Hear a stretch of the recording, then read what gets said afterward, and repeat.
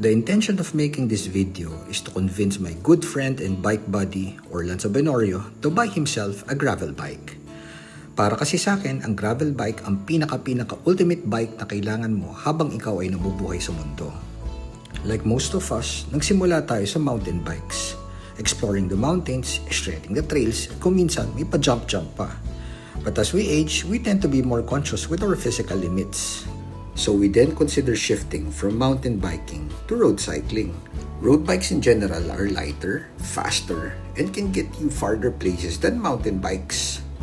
But as what they say, once you're a mountain biker, you will always go back to your roots. Buti na lang merong isang sira-ulong nag-fuse ng mountain bike and road bike, and came the birth of gravel bikes. The best thing about gravel bikes, they give you the flexibility of getting you across on all terrains, sementado man siya or unpaved. Imagine a road bike having wider and knobbly tires from a mountain bike.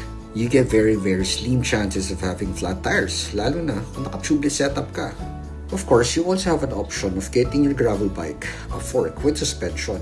Tried and tested, fork with suspension significantly improves the grip and handling, especially on rough terrains.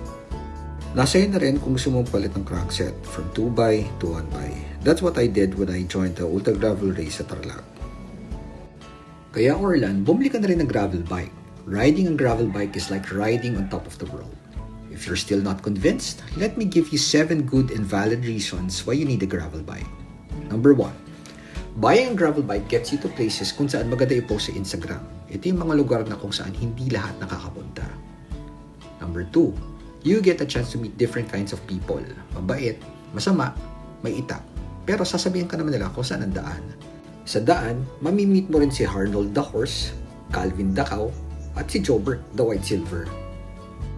Number 3, a gravel bike can also enhance your decision-making skills. It can also teach you how to use your Google Maps, especially kapag naliligaw ka na. Number 4, exploring with your gravel bike can help you rediscover yourself. Getting lost in the woods can help you reconnect with nature. Marami na akong nabasa na if you want to recharge yourself, go connect with nature. Number 5, health is wealth. Having a gravel bike can boost your strength and endurance. Nakakapagpalakas ito ng katawan, lalo na kapag nag-aakay ka ng bike pababa sa hindi pantay ang lupa. Lalaki rin ang muscles mo, lalo na kapag nagtatawid ka ng bike sa nakatumbang troso. Number 6, sa gravel bike, matututunan mo rin tumuwid ng batis na hindi nababasa. At dito sa batis, mamimit mo si Clayton Moore ng Bataan, or also known as Lone Ranger, pink version. And lastly, dito mo matututunan ang isa sa mga core values na usong-uso ngayon sa mga kumpanya, ang resilience. Ito yung sumemplang ka na, nakangiti ka pa rin kasi alam mo sa sarili mo na malaking katarantaduhan itong pinaggagawa mo.